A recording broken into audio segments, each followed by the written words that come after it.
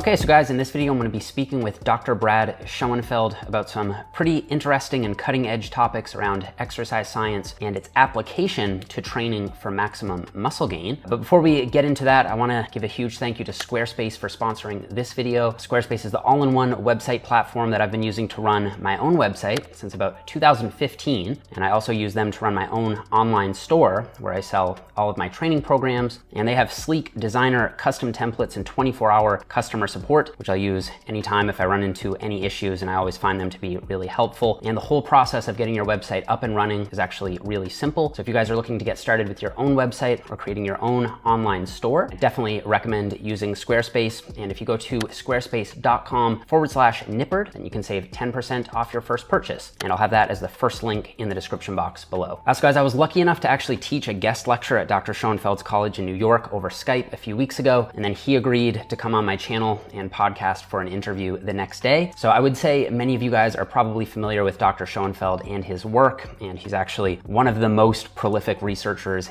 in exercise science worldwide. He's published over 150 scientific articles in peer-reviewed journals, so it was a real honor to get to pick his brain for an hour. And he's written articles for just about every health and fitness magazine that you can imagine, and he's also the author of several best-selling fitness books, including The Max Muscle Plan. And I know many of you guys are probably already familiar with his written work, so I figured rather than rehash topics that we've both covered elsewhere, I wanted to explore some new territory. So for example, I asked Dr. Brad his opinion on the Mountain Dogs training style because we've both trained with John in the past. I asked him about training technique in my Technique Tuesday series, and we discuss what the role of technique might be for hypertrophy. And of course, we discuss his new and controversial study on training volume that showed benefits to higher volumes than had been previously recommended. And we also talk about some other really cool stuff about modifying the resistance curve on certain exercises. We talk about whether internally rotating on a lateral raise is a good idea or not. And we ended up having a really good conversation, and I think it's one that you guys are really going to learn a lot from. So without further ado, I hope you guys enjoy my discussion about exercise science and its application to training for building muscle with Dr. Brad Schoenfeld. All right, guys, so I'm here with Dr. Brad Schoenfeld. Brad, thanks so much for coming on. My pleasure, Jeff. So it was interesting. Yesterday we hopped on Skype, and I got the notification saying over 1 year ago you had your last call.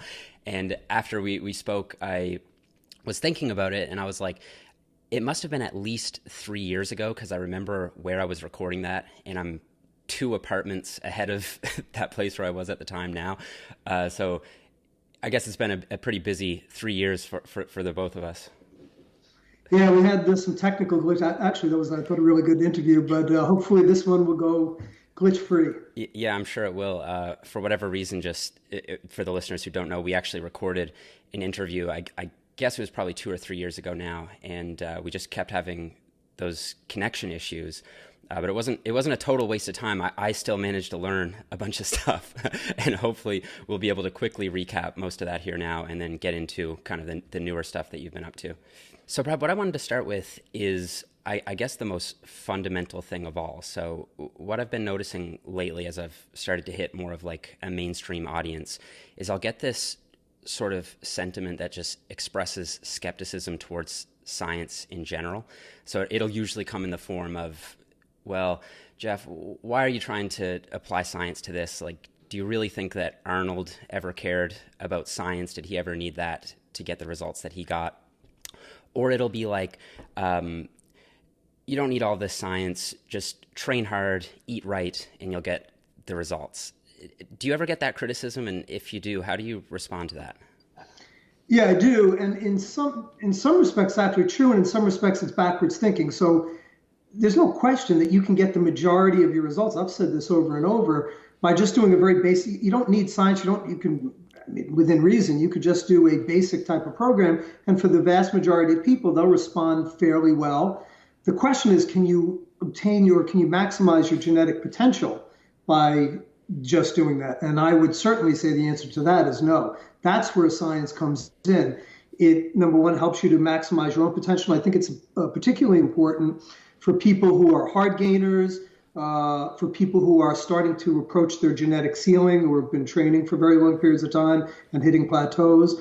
So this is when it becomes much more important. But certainly, if you say Arnold, first of all, Arnold did use some science. So the fact that's kind of I think a misnomer that bodybuilders are total bros. I mean, they do to varying extents, but could Arnold have potentially gotten better results if he had have applied more science? That's the thing that people a lot of times are not looking at. And to that, I would say, yeah. Mm-hmm. Right. I think that a lot of people who see us communicating this science think that we don't it takes the enjoyment out of training or something. But like, I love to just get in the gym and get after it myself. And sometimes I'll train with the intensity that a bro would, or I'll flick some bro methods into a training program, or what people might think would be bro methods. And I think that you're sort of the same way. Like, I've seen some of your training with John Meadows, which we'll talk about later. But when you actually get in the gym and kind of get after it, I feel like there'd be maybe more common ground with the bros than maybe people might expect based on your writing and so on and so forth. So I think that's just a really good point to expand upon that. First of all, an evidence-based approach, it's often misunderstood, because an evidence-based approach is not simply looking to science. It's a three-pronged approach. It takes the best current evidence, and that involves synthesizing the entire body of current evidence, looking at the limitations, the generalizability of it, which I can touch on in a minute, and basically drawing opinions. That you have to know how much evidence is there. Is there strong evidence? Is it weak evidence, et cetera? Then you take your own personal expertise into account, and then the needs and the abilities of the individual. There's a lot of limitations. So science and research will never tell you what to do. Basically, research is going to provide general guidelines to use as a foundation. So you're not kind of fishing in the dark. I like to use that analogy. If you just go without sonar and you go fishing, you might catch fish, but there might not be fish there. So you're kind of getting into that ballpark. You're giving yourself general principles. But if you look at a study that I carry out, the individual responses to every group is going to be hugely varied. Sometimes people are gaining 20% muscle and one person's gaining 20% muscle, another one's gaining 0 on the same exact program. So genetics are going to enter into it, everyday stress levels, nutrition, sleep, so many factors. So that has to be taken into account. And you have to realize, too, that especially when you start getting more and more elite, if you will, like elite bodybuilder levels, like yourself, studies aren't carried out in people like you. So we carry it out in trained individuals. Trust me, they're trained, but they're not Jeff Nippards, or they're not John Meadows, or they're not high-level bodybuilders that are at different levels in terms of their ability to push, to recover, to push, to the level of their genetic ceiling, how close they are. So all of these factors need to be taken into account, and that's why a true evidence-based practitioner is going to train pretty much everyone differently. They're training everyone based on their own needs, and they're going to research is going to be the foundation by which they get their general principles, but they're going to be then taking into account practical experience, and if they don't, they're not going to be optimizing results. Right. Sometimes you'll see people who they'll be like, well, if there isn't something on PubMed that supports this, then it's no good or whatever. And I don't think that that's a truly evidence-based approach. You just have to take in, there are certain things that you'll learn from coaching clients or being in the gym yourself that you just can't get out of a study sometimes. Jeff, I would go as far to say that is just as bad as people who completely shun science, that the people who are just like, oh, it's not, show me a PubMed citation on that. First of all, if there's not good evidence, you then revert back to lower levels of a hierarchy of knowledge. But as you just said, I mean, I had, before going into academia, I was a personal trainer for 18 years. I owned my own facility. You see things when you're training people, and I tell all my students who are potentially looking to be professors, if you want to do what I do, applied research, at least have a couple of years under your belt of either personal training, strength and conditioning experience, whatever, so you understand how the individual responses are, and you get a sense of the gym. I think one of the primary reasons that my research has become quite popular is that I'm a kid in a candy store now, so I'm investigating all the things that I wanted to know when I was a trainer. I'd be carrying out training and saying, well, how come this has not been studied well or whatever? And anyway, I think it goes to the point that the people who are pure, I'm not going to believe it unless there's a study on it, is ultimately just as short-sighted as those who dismiss science. There's a marriage, and that's why we call it bridging the gap between training and between science and practice, or science and training. Right. On the point of training status, which is something you mentioned, that's a criticism I'll sometimes get of studies in general. It's like, well, this is all fine and all for people out there in the general public, but once you start to get more advanced, you can't really apply this. And well, I think that from a practical research perspective, it could be that if you were to do an 8-week study or a 12-week study on me, you might not get anything of significance just because I'm so close to my genetic limit anyway. So in order to detect the differences, you almost need to work on untrained subjects. Do you think that that's correct, what I'm saying there? I mean, that certainly is correct, but so I think that's two different things, at least that I'm interpreting here. So that you're certainly correct there, but that doesn't necessarily mean that you can generalize what the untrained, yes, you would. It would be very difficult or harder to get a statistically significant effect on someone like yourself. Doesn't mean we couldn't see something. But the other fallacy there is to say that you can't draw any parallel between a well-trained person and not. So it's a continuum, of course. So you're human. So if we're going through the continuum of studies, you're a cell culture study in vitro, you're going to have very poor generalizability. A rat study is going to be better than the in vitro study, but not. So as you start going, a human is a human. So now, yeah, you're going to start to see differences. Can you get zero difference? Is there zero you can take out? That's ridiculous to say that you can't take anything out. But you do need to look at the generalizability. So if I'm carrying out a study in sarcopenic elderly women in a nursing home, the generalizability to someone like yourself is going to be much lower than if I carried it out, let's say, just on an untrained 22-year-old male subject. Yeah. And that's where the continuum comes in. And this is what I'm talking about is one of the problems that we run into in today's, where people call themselves evidence-based practitioners, many people who are not, have not done research don't appreciate, and obviously you do, which is kudos to you, but they don't appreciate the nuances, some of them just that I'm talking about now, but others that need to be taken into account. And there's unfortunately, I think now, a lot of what I call armchair abstract researchers. Basically, they just look at the abstract to a study sitting in their chair and they think they're an evidence-based practitioner, and it doesn't work that way. Right. Back on the point of Arnold, I feel like you did touch on an important point there, which is if you approach your training with, I would say, a rational approach where it makes sense what you're doing. Like you can kind of be your own scientist in a way. You try one thing out, try to control for as many variables as you can. If that doesn't work, switch and try something new. And I think that if you can blend that with the scientific literature that may have some degree of generalizability, then that's probably the best way to figure out the best approach for you. This actually came up in a recent podcast I did on Omar Isof's show, and Greg Nuckols brought up the idea of just the value in learning for its own sake. It's like astrophysics podcasts may never have any applicability in terms of like improving your life or leading to like some new medicine or something like that. But it has inherent value to learn about science just for its own sake. And I feel like that's something that's important here as well. Agreed. And by the way, just to touch back on what you said before, the evidence-based approach, that's exactly what it means, is that the research is used to provide general guidelines.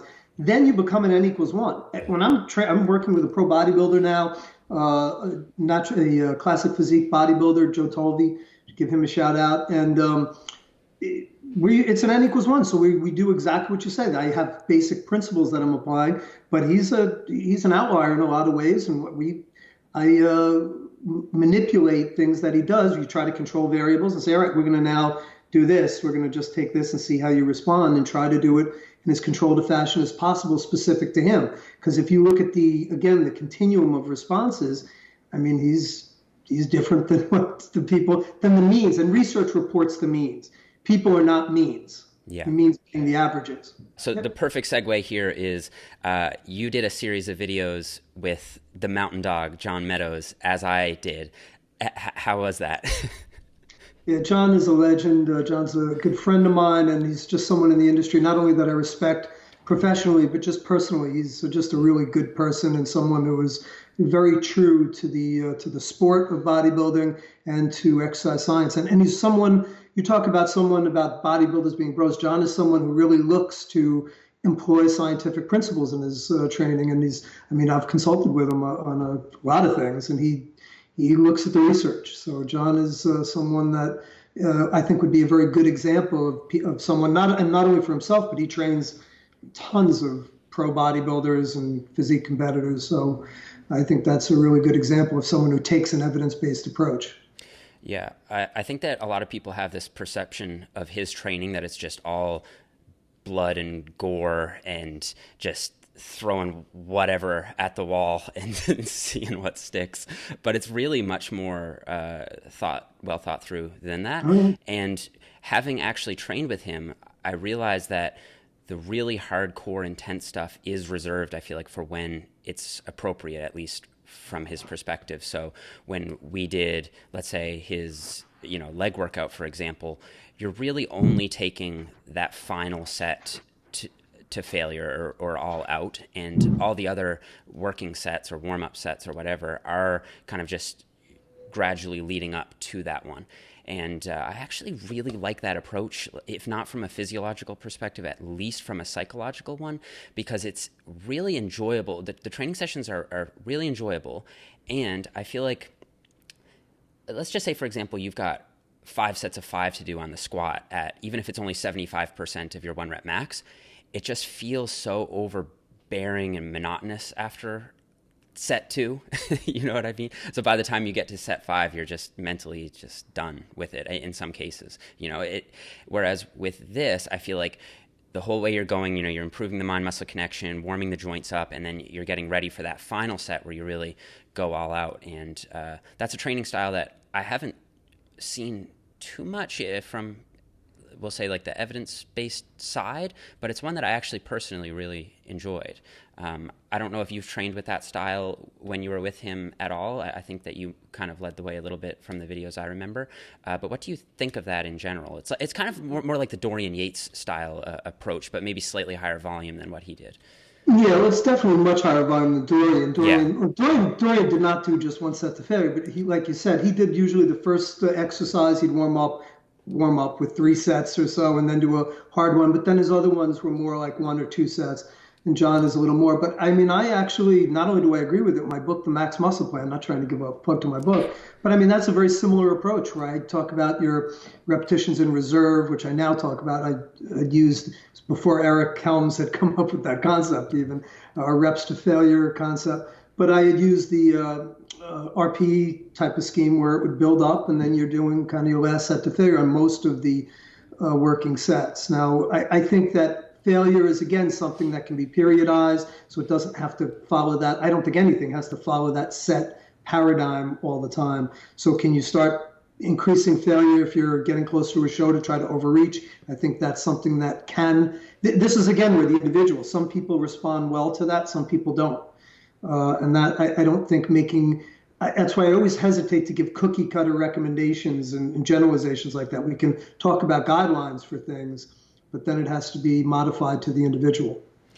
What do you think of the drop sets, rest pause, iso holds? Because he does incorporate more of that than what you tend to see, again, from the evidence-based side. Do you think there's any merit in that? Does he overdo it at all with that stuff? Well, I definitely wouldn't say he overdoes it. I think the question, because I don't think we can make that determination. Again, that would be more individual. If you're asking what the research shows, that I can kind of give you a better handle on. And by the way, there's not a heck of a lot of research on any of the specialized techniques. Drop sets, there's been a few. I actually collaborated on a study which did show a benefit to drop sets. It was carried out in collaboration with a group in Japan, and it was somewhat underpowered, but we used MRI, which is the gold standard for measurement. And we did find a benefit to equalize volume of drop sets versus non-drop set traditional training. The other literature, though, there's been 3 other studies that I recall offhand that have been carried out and really showing no difference. But again, that's when volume is equated. So if you're asking if volume is equated, is there a benefit to it? I'm skeptical at this point. Like I said, our study showed, but you have to look at a body of research. You can't just be partial, to a study you've carried out or that I've carried out. But here's what I would say: that doesn't necessarily have to follow that in that fashion. So you can use drop sets to add on volume. Number one, I think that is something that without adding on a lot of time to the training session.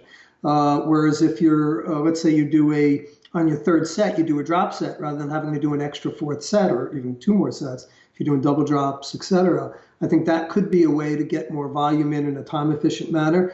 And just from a time efficiency standpoint, if you're looking to train in less time, it's shown that it has no detriments. So you're getting the same muscle growth for less time. So it's more efficient.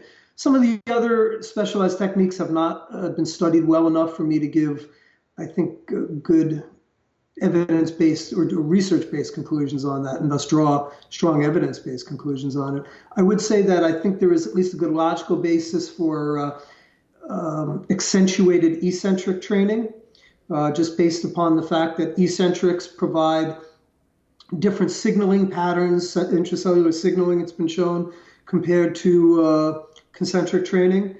And eccentric training also has been shown to, at least differentially from a non-uniform perspective, have different effects, at least on quadricep growth, showing greater distal versus concentric, which has greater mid to proximal hypertrophy. So I think adding those in might enhance your response. And I don't think there'd be, again, to me, everything you start to look at is cost benefit. Is what is the cost? What is the benefit? Cost is time. Cost is potentially negative effects. I don't see a lot of extra time there. Does it take a lot more out of you? I don't think so, depending upon how you structure your workout. So I think accentuated eccentrics are a beneficial technique to selectively utilize. It's not like it should be, again, I think people hear about this and they do it on every set, every exercise or whatever, and you have to, again, think selectively. Right. How would you set up an accentuated eccentric? Would you have like a training, say you're doing a leg curl, would you have a training partner push down on the negative more, or would you just go slower on it? How is that typically looked at in the literature?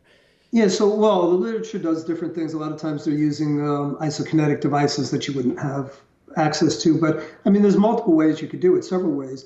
One of them, let's say if you're talking about a leg curl, you can lift both legs up and then lower with one leg, which is a very common, good, you could do the same thing on, so it depends upon what you're doing. But you could do that leg press, you could do that, a lot of machines do afford that capability. You certainly can also just have, I mean, you could just load on a bar. Let's say you're doing a bench press, probably wouldn't want to do it on a squat, but let's say a bench press, you load up the bar with 120, 130% E1RM, and then have someone bring it up, have a spotter bring it up, and then you just lower it under control. So there's multiple ways that can be accomplished. Or you can have someone actually give accentuated pushing down where you're resisting the push. Right, right. Because you are stronger on the eccentric, obviously. Like you can go down with on a squat with more weight than you can get back up with, which is why it's so difficult to cheat on a deadlift. But you could like go down on a squat halfway and then manage to get back up because it starts with the eccentric phase. So I guess maybe from a recruitment perspective, like overloading the eccentric might be able to get everything targeted a little bit better, because it seems like, you know, if you're maxing out your concentric strength, but yet you've still got 40% eccentric left in the tank, it would make sense to do that if you're really trying to fry everything. I'm not sure it would be the recruitment standpoint, because you're getting pretty close to, if you're training hard, especially as you get more advanced, you're recruiting the vast majority of fibers. There's obviously nuances there, which I don't think we need to go into now, but I think it more as a stimulation standpoint. And like I said, it's been shown that actually the signaling, the intracellular signaling patterns are different. So there's different pathways that are utilized, which is just, not only is it intriguing, but it suggests that it could be synergistic in terms of the hypertrophy that you get from just doing, let's say, standardized training. Right. I remember you wrote a paper, it might have been for the NSCA, and it was something about, it was kind of like a review of all the different intensity techniques. So you covered everything in it and kind of covered the potential mechanistic basis for, it was like Dropsets, rest pause, static hold. It was like everything in there. It was a really interesting paper. Do you think you've updated anything since then, or do you feel like it's come far? Yeah.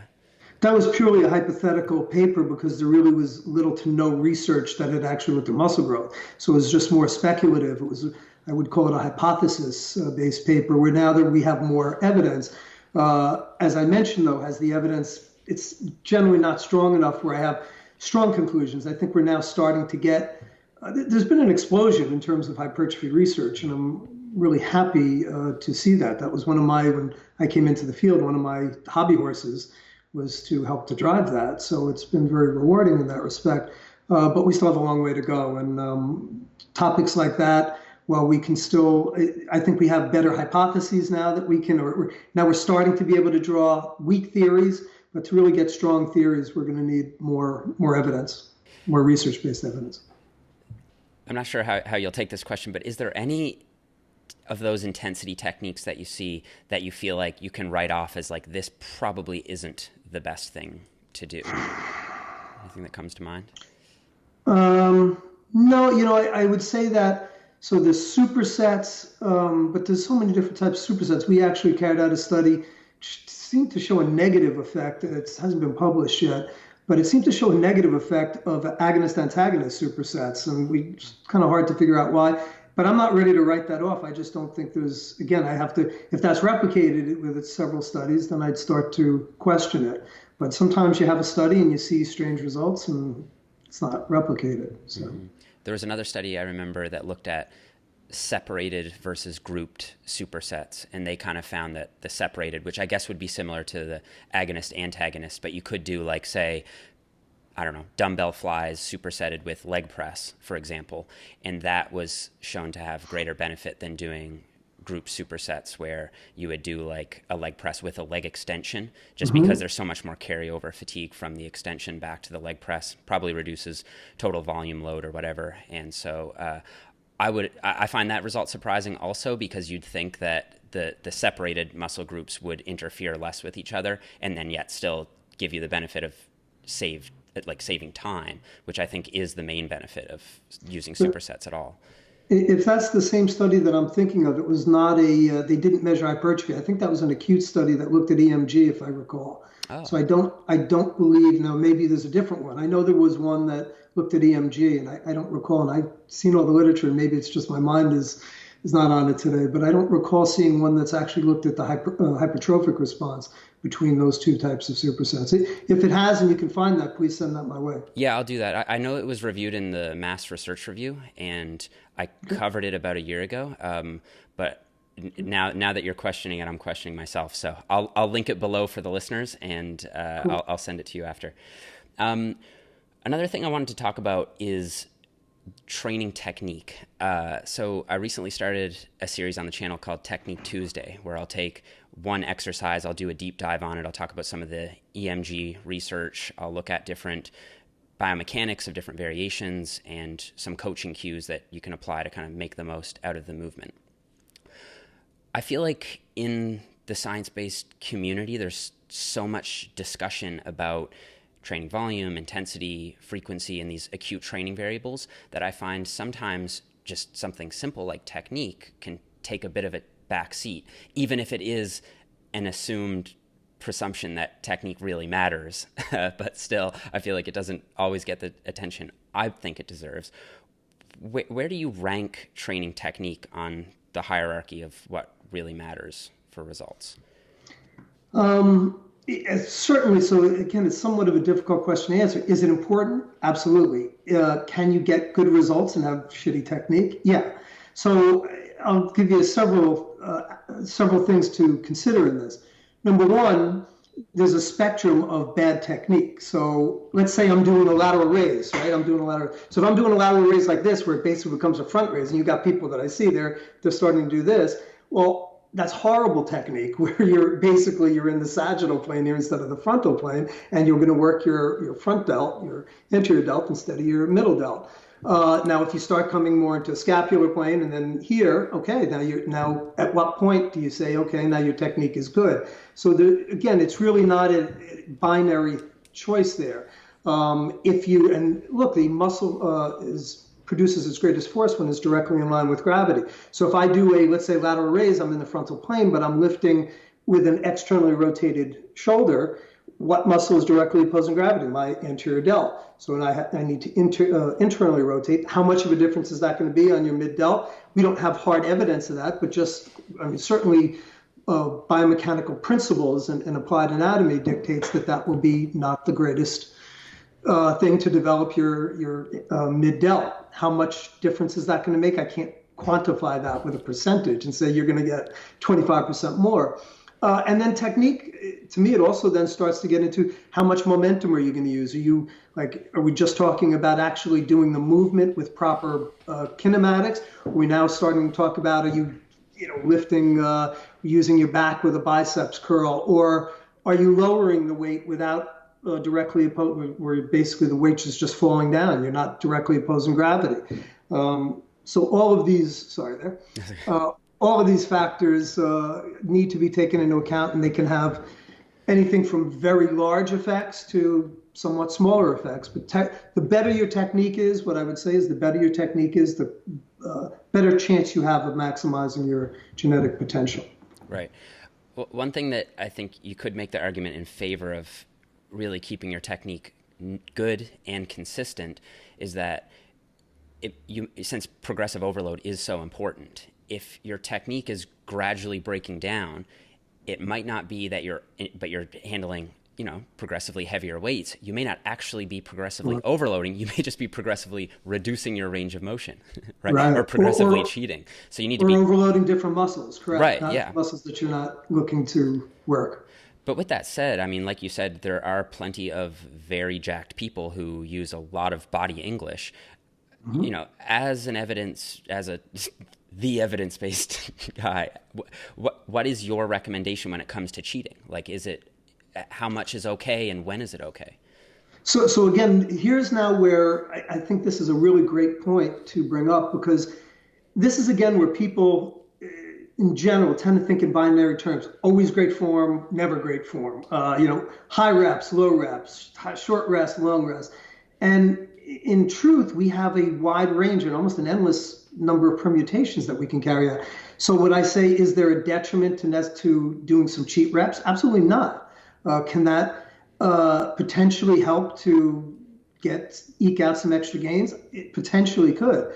I think that if we're looking at the body of training, that the vast majority should be in good form. It's kind of like when we talk about diet. Is it just eating all junk food, Skittles and Ben and Jerry's, or can you have 10% of your diet that's consisting of that? There's all sorts of in-betweens there. Yeah.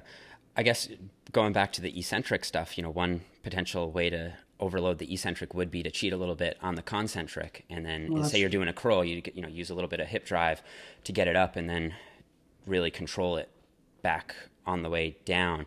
But I feel like that's probably a sort of thing that I would reserve for more advanced trainees who've obviously already mastered proper form first, and then maybe have encountered a plateau with their progression, and maybe reserve it for like the last set of an exercise as an intensity technique or something like that. Yeah, I think that your chances of injury, if you're not very advanced or have a good handle on your form, on how to properly carrying out exercises, that your chances of getting injured when you're doing that would be significantly heightened, and it would not be a good cost benefit. Right. So I have to ask you about this because it came up. I uploaded a video on lateral raises, and I recommended, well, I didn't necessarily recommend it. I said, I've personally internally rotate at the top slightly. So I'll slightly point the pinkies up, and as you said, there's pretty good biomechanical grounds or applied anatomy for thinking that would activate the middle delt more, at least more than having your thumb up, where you're almost definite that the anterior delt is going to be right in the line of pull there. My comment section was 50%. This is terrible advice. You're going to injure your shoulder, so on and so forth. I even included in the video a paper that it was I think some kind of physiotherapy paper. I forget the authors on it, but it said, there's an increased risk of impingement. So you say, use this at your own discretion. If you have shoulder pain, don't do it. It's, you're getting marginal returns here. But still, everyone was so scared to do it. So I just need your take on this so I can set my conscience clear. So I published a paper with a very good physical therapist colleague of mine, Maury Kolber, probably 5 years or so ago on the upright row, and we got very similar responses, which is, by the way, is very similar where you're internally rotating. And we reviewed the literature, and really our conclusion based on it was that if you're not going above 90 degrees, 80 to 90 degrees, then there's the risk is very limited. Now, look, people are different. Can I say that no one's going to get impingement from that? Certain people are going to have certain genetics where it might hurt, but it's possible. I would say that the evidence does not support what those people are saying. And they can go read my paper, the paper that we wrote on upright rows, which is basically the same exact principle. Can you explain what impingement means, basically? Because people are really scared of that. Yeah, well, it's where the head of the humerus, which is your upper arm bone, can knock into the acromion process of the scapula and basically have your supraspinatus muscle, which is one of the rotator cuff muscles, sits above there, and it can jam in there and cause impingement. Impingement is when the two bones are pressing onto the muscle, the tendon. And that just causes acute pain, which over time could lead to inflammation and maybe injury. But, it's like an acute instance of impingement is not necessarily the same thing as an injury. Would that be correct, or do you think they are the same thing? Well, I mean, impingement can lead to fraying of the muscle of the tendon. So yeah, I mean, it can if it happens once. So it's kind of like friction. You want to think of it like friction against an item that ultimately wears down the item to the point where it frays and does cause localized damage to the tissue. So that can happen. The reason I ask that is just to put it into perspective, because I feel like people think, you're in this position, only the people watching will see it, but you're at the top of a lateral raise, going from a neutral position, internally rotating 10 to 15 degrees. I mean, that's all that we're talking about. It just, you have to, and you've got 15-pound dumbbells in your hands. I mean, from my perspective, even though, yes, the risk of impingement is there, and if you do feel pain, that's an obvious cost-benefit analysis for any trainee, I think. But by the same token, you have trainees who are doing 600-pound deadlifts, and the amount of shearing stress from that, I would imagine, if you were to measure it, it has to have a greater overall potential risk than a 15-pound dumbbell with 15 degrees of internal rotation. It just seems insane to me. It's a great point. I was actually just going to kind of mention that a lot of times it's those same people who are going, 1 RMs at beyond or beyond 1 RMs in squats to the point where their knees can't handle it. And anytime you're training, there's a risk of soft tissue injury. It's just a matter of balancing it. Again, it's risk reward. I wouldn't go very heavy with those types of movements anyway, like a lateral raise isn't something where I'd be doing 3 reps on it. You'd want to use somewhat lighter weight. I'd probably, and when I say probably in general, I don't advocate going below about 6 to 8 reps, and usually it's more like above 10. So you're staying with lighter loads, like you're saying, and form there is going to really matter. So you're not just sliding it up. When I certainly was doing my own training, my own personal training, I was a form police, so especially with moves like that, where you start risking impingement. So look, these are questions that are somewhat difficult to answer because there's no way, a lot of this is based upon conceptual theory and on modeling, biomechanical modeling. So everyone is different, and if you're susceptible to impingement, I would give the caveat that any of these recommendations are subject to the individual. Mm-hmm, of course. So Brad, before we jump into the volume stuff, one thing that I wanted to ask you about was your own training style, something I'm just kind of curious about myself. How would you describe it currently? Like, what kind of split do you follow as someone who has probably done more research on training splits than anyone? And has it evolved over the years? So it has. Now, it's one of the issues you got to remember. First of all, I'm not as young as I once was, and I guess none of us are. And that obviously dictates, I would certainly say one big difference is that I've become somewhat smarter, I think, with my recovery. You kind of mentioned I tend to train to failure even less than the recommendations before, where my RIRs are generally one or so. I do go to failure now more occasionally, but I try not to push that. So I'm more conservative in that. Also in terms of my recovery, but also my time schedule is so crazy now. So I do train sometimes with I told you I'm working with this bodybuilder, and I do actually train with him sometimes. So I don't do while I'm doing what he's doing, I'm not going to the same intensity levels of effort that he's using. But it's more eclectic. I try to work each muscle group twice a week. I was a bro split. I know actually you kind of mentioned this yesterday. Earlier in my career, I was kind of big on bro splits, and I've moved away more to trying to hit muscles at least twice a week now. But my schedule makes it so that I get to the gym hopefully as much as I can.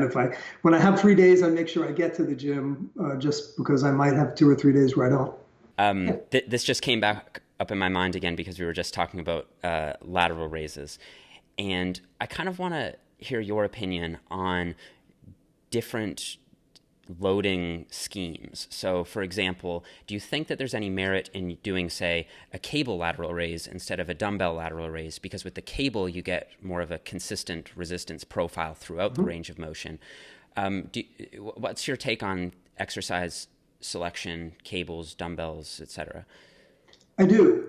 I think that changing around just kind of minor alterations in terms of the modalities that you use can make a difference. Now, are they going to make the difference between you gaining 10 pounds of muscle? No. But can they be so this is where, again, if you're asking me for the stockbroker or the insurance salesman that's coming in and he wants to get some muscle and get more fit and lose some body fat, it's not going to make any tangible difference in his physique. No. But for someone who wants to maximize or optimize their physique, who's especially bodybuilders or aspiring bodybuilders, I think that can put kind of finishing touches on a physique and make the difference between maybe placing or not. Mm-hmm. Can you speculate on why it is the case? I mean, like, yes, you have a more consistent resistance profile, which I guess would imply maybe more time under tension. So like with a dumbbell, just in case anyone isn't aware, with a dumbbell, you have basically no tension at the bottom because the line of pull or the way the weight the dumbbell is loading is directly in the same direction as gravity, right? So there's just no tension on the muscle. Whereas up at the top, you've now created a moment arm and you have torque on the shoulder. So there's much more tension at the top than there would be at the bottom if you're using a dumbbell. If you're using a cable, because the actual cable itself is pulling the arm in at all time points, you have more consistent tension. Do you think it's a tension thing, or is it something else? So to speculate, so here's what I think. I think that obviously what you're talking about is the strength curves are different for the exercises, and my speculation is that has different stimulating effects on the muscle. What the mechanistic factors are is kind of hard to speculate on, but at least then this has not been shown through the literature, but I think at least theoretically or hypothetically, that it would allow for differences in stimulation that would potentially have an additive effect. And now look, and now you're talking, that's like a lateral raise, which is a single joint targeted movement. When you start talking about exercises, let's say like a chest press on a barbell versus a machine, now you're also talking about reducing stabilizer muscles, so having greater muscle involvement of a target muscle versus less of stabilizers, and that I think you start to even get more differential effects, whereby it can make, let's say, a difference to do hammer strength presses on a day, dumbbell presses, which is going to have, again, differences in terms of balance, and barbell presses. So do you think it's more so a matter of it's just a good idea to switch up these loading modalities, so use dumbbells for 4 or 5 weeks, then use cables and kind of go back and forth? Or do you think that because of the potentially more optimal resistance profile of the cables, that cables usually come out on top for these circular sort of movements? No, I think, to me, my approach has been to vary the moves.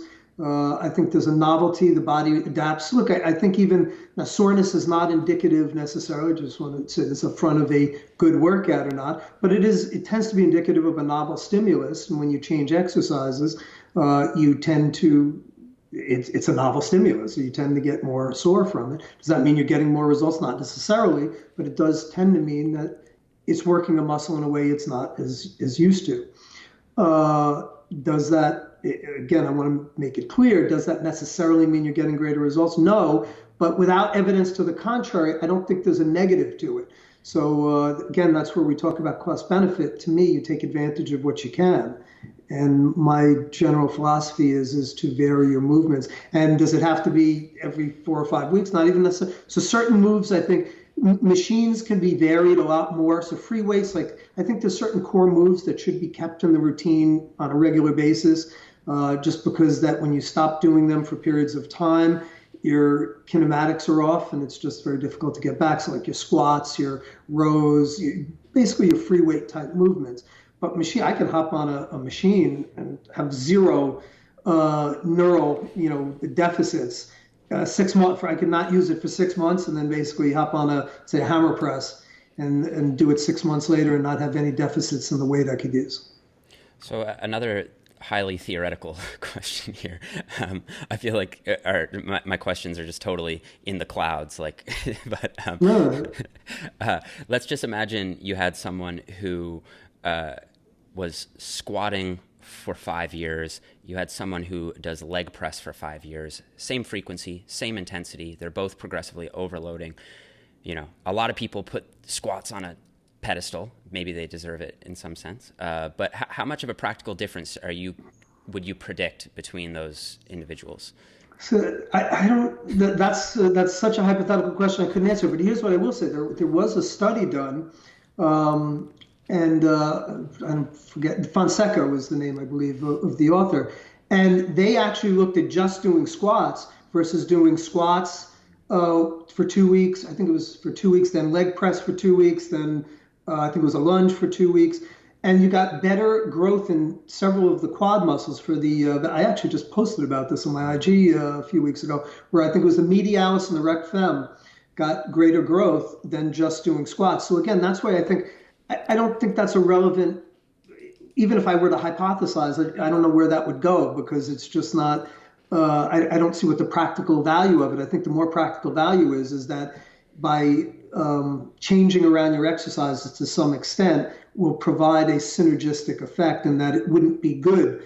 I would say either way, it's not going to do you best to do squats. And here's what I'll also answer your question, because I don't want to completely shirk it. But squats are going to involve other musculature that leg presses aren't. So if you're just talking about quad hypertrophy, remember that squats involve a lot of stabilizer muscles in different areas of the body, including the upper body, that aren't involved in leg press. So if you wouldn't just be looking at quad. If you are just looking at quads, I think it's a different argument than if you're looking at overall musculature. Right. Yeah, the reason I think the practical relevance of the question is sometimes people can't do squats and they're then thinking that they're going to lose all their gains or they're not going to get the same gains just because they can't squat. And in that case, I'll say, you know what, the squat is not a mandatory exercise. And I just wanted to have an expert kind of speculate on what the practical difference between a squat and a leg press might actually be in terms of outcomes. Like, are we looking at you'll get 50%? Because people really put some of these compound movements on a pedestal and, swear that you can get way better gains doing them than doing, an equivalent machine variation.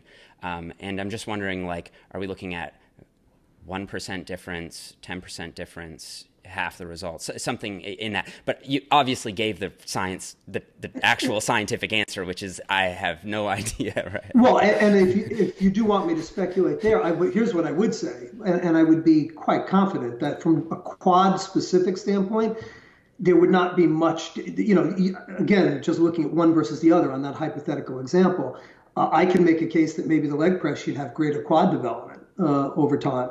But certainly I agree with your point that squats are not mandatory. And remember too, that it's not just back, like people think squats, they have to back squat. You could do, there's so many of you could do Bulgarian squats. You could do, my favorite variation is using it's a machine. It's I think a hammer or a Cybex based machine that's used for shrugs a lot and for deadlifts, I think. But anyway, you put a bench up behind you and you actually can do Bulgarian squats on it. So you don't need to balance like with dumbbells. But there's goblet squats. There's so many variations of squats. So when you say people can't do squats, many variations. And again, my general recommendation would be to at least have some variance, that you shouldn't be just focusing on one move. I think if you just did squats versus doing, and that has been shown in that Fonseca paper, versus doing a combination of moves, that you will ultimately get better quad development. Yeah, that Fonseca paper is one I've spoke about on the channel before, and I'll link your Instagram post below if people want to go and read the summary of that, because I think it's a really interesting one that actually shows a benefit to having more exercise variation, like you said. So Brad, last thing I want to touch on is the new paper that everybody has been talking about, so the volume study. I actually spoke about this with Brett Contreras when he was on the show, so my listeners will be familiar with it, so we don't need to do a full deep dive on it, but just very quickly, I've got the notes in front of me here. So you had 3 different groups: a low volume group, moderate volume, and high volume group. The low volume group did 6 to 9 sets per body part per week. Moderate was 18 to 27 sets per body part per week, and the high volume group was 30 to 45 sets per muscle per week, which sounds really absurdly high on paper. Maybe not to really highly advanced bodybuilders, but I think to the evidence-based community it sounded really high. And what you've basically found was that hypertrophy just increased with increasing volume. So the highest volume group saw the most gains in terms of biceps and quad size. Can you just kind of, obviously I just give the quick cliff notes, but can you share what you take away from this paper from a practical perspective in terms of training volume? Sure. I want to back up where your point was about that it sounds insanely high. Yeah. What if I told you that the highest volume group trained a little more than 3 hours per week? So each session was about an hour 3 times a week. Do you train more than that? I mean, every bodybuilder, there's not one bodybuilder right now. So here's part of the problem when people are hearing this. The study was not designed to look at how many sets per muscle per week should all muscles be trained. Basically, the design, if you're looking, and this is again where evidence-based, when you try to impart what evidence-based conclusion should be, it'd be hard for people to understand that through some of the nonsense that's put out on the internet. You can only generalize a study to what it was designed to show. And we look to see, is there a threshold for a given muscle group being trained for a given number of sets?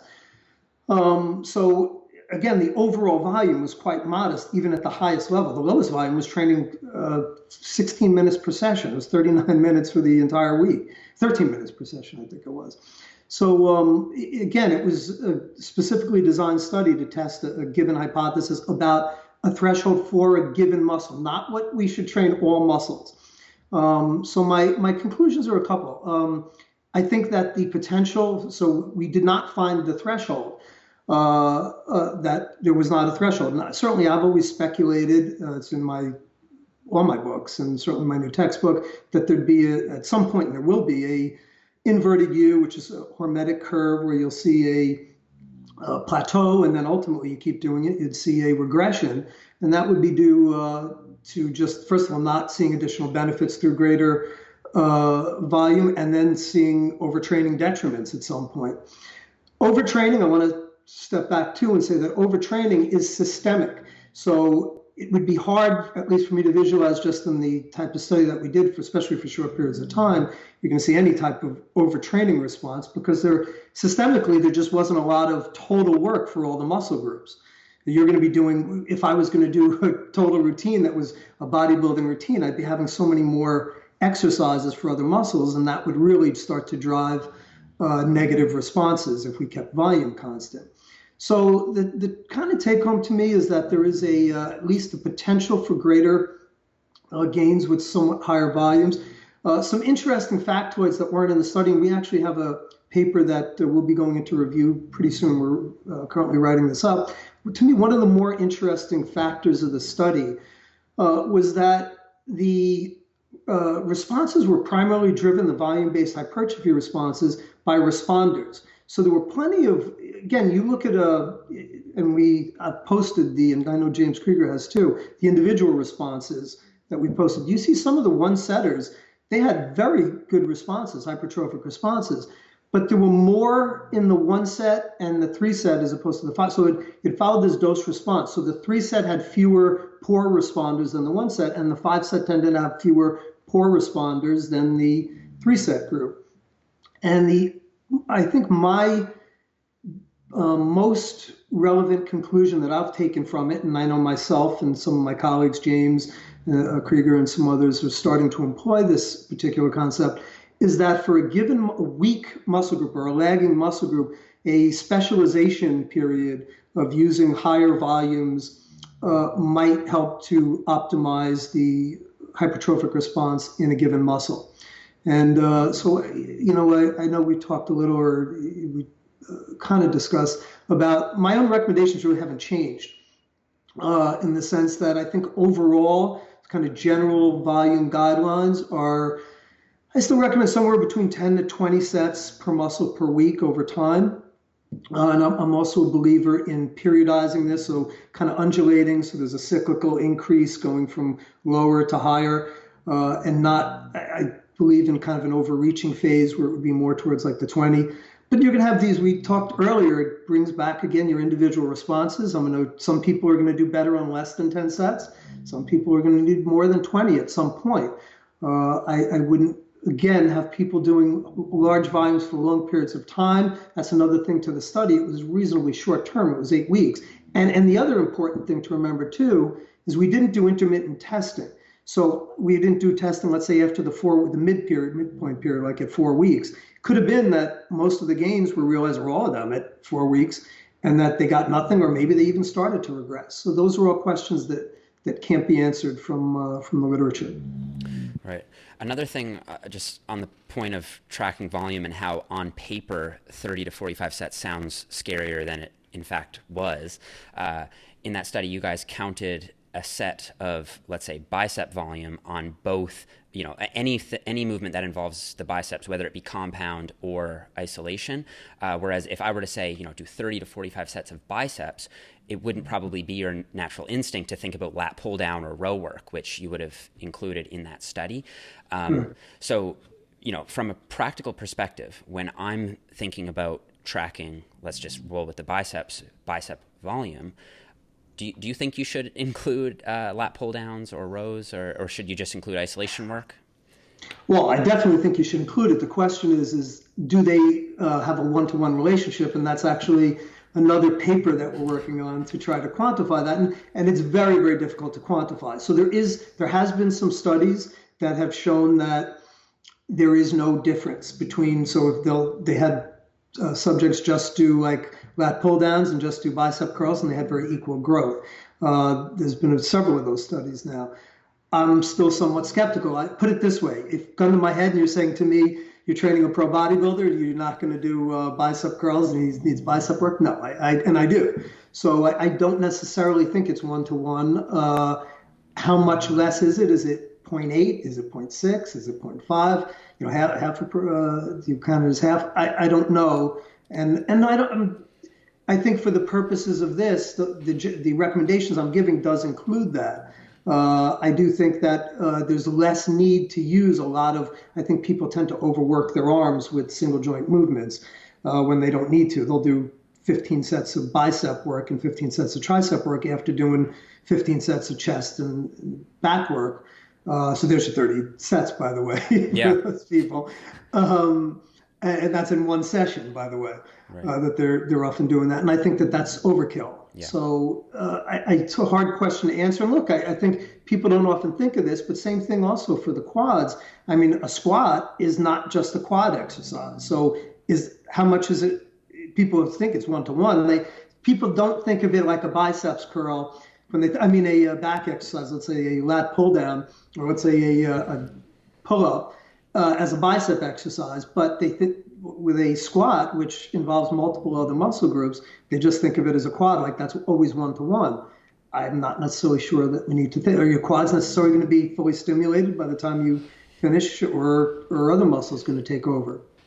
Yeah, a couple things there. I'm aware of at least one paper that showed better biceps hypertrophy when you included isolation work as opposed to just training them indirectly. But I'm also aware that there are those studies that the minimalist camp will always cite saying, just do pull-ups and your biceps will grow. But from all of my experience as a bodybuilder, I've found it to be unanimously the case that if you want bigger arms, you got to curl. And there is research to support that as well. I'll give you a heads up too. So this is a scoop on your show, but I'm collaborating on a paper with a group from Brazil, and we found the same thing, that there was a benefit to single joint over multi-joint. Hasn't been published yet, so I can't cite that out, but it has to go through peer review. But yeah, again, but that doesn't mean you don't include it at all. So right. Certainly you are stimulating the biceps. How much? Again, your opinion would be as good as mine on that. Yeah, and then another thing is, I think would want to consider the range of motion that you're taking the elbow joint through. So like on a row, especially if you're doing it like a dominant row where you're kind of driving the elbows down, you're getting actually a pretty minimal amount of elbow flexion out of that. So that just almost definitely shouldn't count as a set in the same way that a hard, set of 8 reps on a easy bar curl should, So there are all these variables. So when you're trying to distill it down, maybe I would say for now, until maybe we have a better formula for it, just be consistent with it. Like if you're counting rows, count them moving forward. If you're not going to count rows as bicep work, then don't start counting them. You know what I mean? It's kind of like if you're, tracking your macros, it becomes a guess and check, like figure out what amount of calories is going to have you gaining or losing at the appropriate rate, and adjust from there. It's kind of the similar thing with volume. Like it doesn't so much matter what exactly the number is, as long as you land on something that has you progressing without overtraining. So I think 2 things there, because I kind of disagree with that, but I would say that, look, ultimately it comes down to finding what works for you. So again, research is just providing guidelines, and however you want to get to that point is fine. But I think it would be a mistake not to count it, because if you're just going, let's say, all right, I'm not counting it as bicep curls, so now I'm going to do 15 sets of bicep curls. You are definitely getting stimulation to what effect. Anyway, I think that has to count. Just like, again, then where is a squat count? If we're going to take that approach, is a squat just a glute exercise? And how much does it count for hamstrings?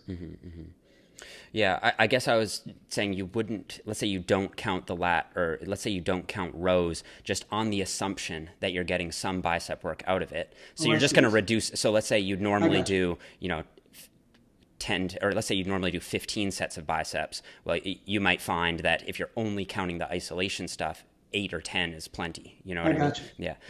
That's cool. And then as long as you're consistent with it over time, you're going to realize that, well, okay, now, my progress is stalled on 8 sets of isolation biceps a week. Maybe I'll bump that to 10 or what have you.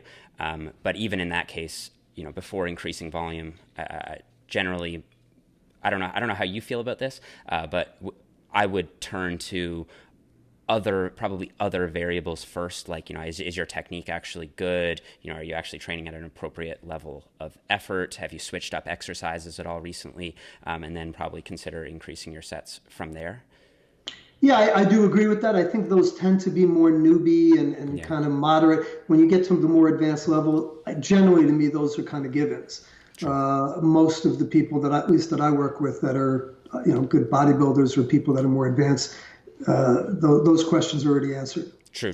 Yeah, for sure. And then what you're basically left with is volume. And I guess progressive overload, you can always jack the load up a bit, or mind muscle connection. Some advanced people are kind of just going through the motions, not really thinking about what they're doing. That can actually make quite a bit of difference, because even using myself as an example, I found my forearms tend to be so dominant on curls that when I did think about actively supinating a little bit more and really engaging my biceps on the curls, I found I was able to shift much more of that emphasis onto the biceps. Obviously, I'm not measuring that, but that was kind of my personal experience with it. And by the way, I just want to again reinforce, we've touched on this before, but this is again where binary thinking, that people think about volume recommendations as a stagnant, that you should be training at a given volume. And again, my personal approach is that should not be the case, that you should look to use volume in a periodized fashion like you would other variables. and that doing high volumes for long periods of time is going to be detrimental. So our study was 8 weeks, and I could say maybe even in a shorter period, maybe you would have gotten better results. Certainly anecdotally, I never use high volume cycles for more than 4 weeks or so usually. So they're more targeted short-term approaches, and that to me, structuring it so you're going from lower, then you want to cut back, you want to have deloads put in there as well. So I think that this is where, when you, especially as you're getting more and more advanced to optimize your growth, that's where this becomes more and more important, is getting a total philosophy of training. Right. So all things considered, just for the people with short attention spans, they can skip to this timestamp. After all that, you still tend to recommend 10 to 20 sets for the most part for most people, per body part per week, that is. That's a general recommendation again, and that is then manipulated between individuals. So it might be a little lower than 10, might be a little higher than 20, depending on the individual. Yeah. I uploaded a video saying, because all this research is coming on the back of, I think it was Krieger. It was a meta-analysis showing, and you were probably on it, that basically doing greater than 10 sets a week was better than doing less than 10 sets a week. And now this paper was kind of to figure out where that upper threshold, where it starts to taper off, might lie. And I did a video I think it was actually before this new study came out, saying, well, as far as volume goes, the best we can really say at this point is greater than 10 sets. It seems to be better than less than that, right? And people in my comments were just like, are you crazy? Like 10 sets a week is just so ridiculously low. I mean, like, if you think about back, right, that would be doing, 3 sets of pull-ups, 2 sets of cable rows twice a week. That's it. I mean, I don't personally, like, out of all the people I've coached, out of, my friends who bodybuild, like, no one is training with that low of volume. It seems like a pretty low threshold to me. 20, now you're getting more in, like, I think the practical zone. But I think that that's more than a safe low ball from my perspective. And by the way, remember too that virtually all the studies that we have, the data is looked at arm and leg hypertrophy. We don't have any data on back, so I don't see a reason why back muscles should respond differently than the legs or the arms. I was certainly you could make a case the arms certainly are smaller, but the thighs. But if you're looking again for generalizability, that has to be mentioned there, that we make these generalized recommendations based upon what we know through the literature, and there are gaps. This is where you try to use your best judgment. Right. So before we wrap it up, I do want to have you comment on this paper because it came up at the very tail end of my interview with Brett. And so it's out of James Fisher and Steele's lab. And I do think it's published now. I'm not sure if it was when I interviewed Brett. But anyway, so very quickly, it was a 24-week study, all done on women. And they basically found exactly the opposite, I think, and you can correct me if I'm wrong, but it was pretty much the opposite of what you guys found, where they compared 5 sets a week, 10 sets a week, 15 sets a week, and 20 sets a week. So they had 4 groups and measured hypertrophy amongst those. And they basically found that, I think at least for some muscles, the 5 set per week was the best, and the 5 to 10 set, both groups, 5 and 10 sets per week groups, was sufficient to max out hypertrophy. So basically their conclusion was there's no further benefit from doing anything over 5 to 10 sets a week. What do you think of that finding? Well, I can only comment on what what I've seen in the study. So there's a couple of things. Number one, I'll take a step back. The study that we carried out was a replication study of a study published in Brazil by Regis Radielli and Roberto Simeo, who I know, a very good group there. And they used Navy personnel. They did a 26-week study. I think it was a 6-month study. It was carried out on a ship. It was on Navy personnel they were not resistance trained. That was kind of where our thing was, is that we wanted to see people that actually were lifting, but they were doing they were very fit. So they were doing calisthenic exercises, and they showed much greater doses. Talk about some people who are surprised at 30 sets. Well, they showed like 20, more than double, sometimes triple the growth in the upper body muscles. I would also say, by the way, I forgot to mention that in our study, the lower body muscles seem to respond better than the upper body muscles to greater volumes. And maybe that is because we didn't have single joint moves. It could be that if we did, we might have seen differential effects. So we now have both these studies, which show these higher volumes. Another colleague of mine, Cody Horn, published a study. Mike Israetel actually was on that study as well, another colleague of mine. And it was a shorter term study, but it was a different design, but they kept ramping up volume, and they found that the volume started to peak around 20 sets, but actually it kept going. They did show it went up. Now it definitely went up just looking at the DEXA results. They did an accounting of water content, so intracellular water, extracellular water, and that reduced the effect, but it still was statistically significant, or at least it could be practically meaningful. It didn't just completely level off. So their results are kind of counterintuitive to the results. I can say that if you're asking me to speculate, it seems like they were overtrained. It seems somewhat hard for me to imagine that because, again, the overall volume that they were doing wasn't that great. So it was the 20 sets, it was like 60 total sets per week. So my guess would be they're training roughly the same amount of time, maybe 3 hours per week, like 1 hour per session. But it was over 6 months, so I definitely would, for me, keeping volume very high, or I shouldn't even say very high, but even that high, I wouldn't do that generally for that period of time. And their strength results, why I would say the overtraining, you can see more the hypertrophy leveled off, but the strength, they showed a very tight correlation between the strength leveling off and the hypertrophy leveling off. It was in women. The one other thing that would be different than the study that we carried out, and by the way, so it's counterintuitive. You could say that our study was 8 weeks, so that by consistently training at that higher volume over time, that had the overtraining effect. But the Radielli study was 6 months, and not only didn't they show a plateau, they showed much greater growth than we did with the highest volume, with the 30-set volume. The other thing that could be a factor, and this is actually something that James and I have talked about. James actually ran a statistical, he basically did a, not published, but he did a statistical analysis. And that seems to show that doing more than 10 sets or so per session, so that's splitting up 5, when you're doing, let's say 30, if you can do 30 sets, you don't want to do 30 sets in one session, that bro split, like splitting it up over more sessions. The study that you're referring to from that lab, they did a bro split. So they did a push day, a pull day, and then a leg day. And could that have potentially hastened the onset of overtraining or negative effects? Again, we can only speculate on that, and each study is a study unto itself. What I always say is every study is a piece in the puzzle, and ultimately you look at the body of research over time, and that's how you draw conclusions. That bro split part is an interesting piece, though, because you can imagine doing 20 sets of quad work in a single training session.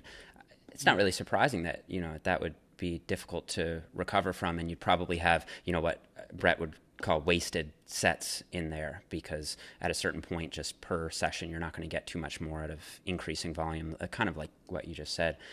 And at least over 6, and especially when you're doing it over 6 months. Right.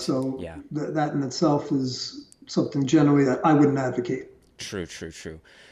One thing that I just find, I don't know if I want to call it coincidental, but interesting, is that, these people, this group has published reviews before, kind of having this minimal approach where it's like, optimize your efficiency in the gym by taking, a couple, 1 or 2 sets all out to failure, and that's the best way to train, and you can get your best bang for your buck there. I think they've also said in reviews that there's no benefit to training at a higher frequency, and they have this kind of approach to it. Why is it that it was this group that got that result? Is there any ideology behind it? Not to accuse them of anything. It does seem coincidental to me looking at it. I mean, that I can't answer. I know they're good researchers. So what I would say is that good researchers can have differences of opinions. I think that if you just look at our meta-analysis, which you brought up earlier, the evidence is, I think, quite compelling. I don't see how anyone could look at that and say anything of the sort. So if you actually look, we provided what's called a scatter plot of the results, which basically is each study and its effect size and where it's median point is. If the median point is to the right of the zero line, that means it favors the multiple set, the higher volume. If it's to the left, it favors the lower volume. Only one study was shown to favor the lower volume out of 15 studies that we looked at.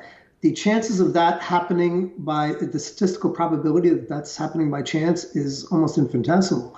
So, and it just goes against, the thought of the one set to failure, which has obviously been popularized by Arthur Jones and then Mike Menser and people over time. But it just goes against every individualized principle we know. So to say that everyone responds the same, it's like saying that everyone can go in the sun and get the same suntan. And it just, we know when I carry out a study, the spread of differences that are seen are vast.